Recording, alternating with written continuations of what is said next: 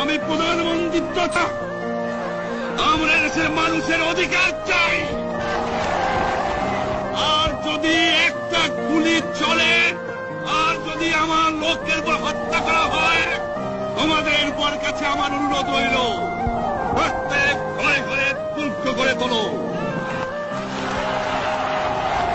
তোমাদের যা কিছু আছে তাই নিয়ে শত্রুর মোকাবেলা করতে হবে,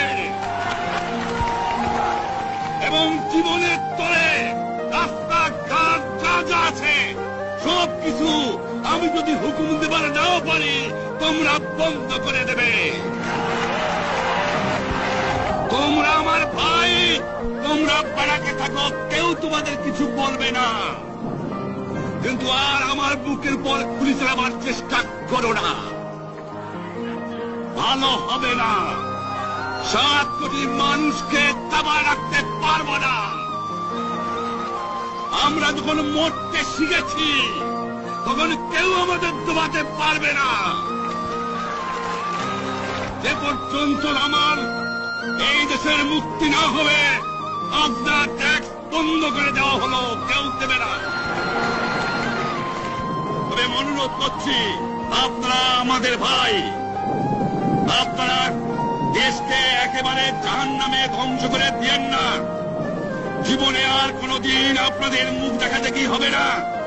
যদিও আমরা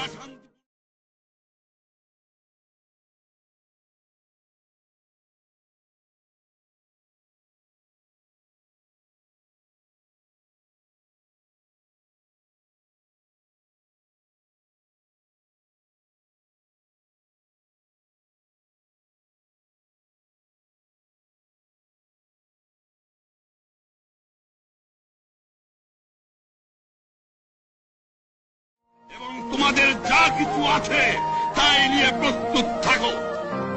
মনে রাখবা, রক্ত যখন দিয়েছি, রক্ত আরো দেব, এদেশের মানুষকে মুক্ত করে ছাড়বো ইনশাআল্লাহ। এবারে সংগ্রাম আমাদের মুক্তির সংগ্রাম, এবারে সংগ্রাম স্বাধীনতার সংগ্রাম।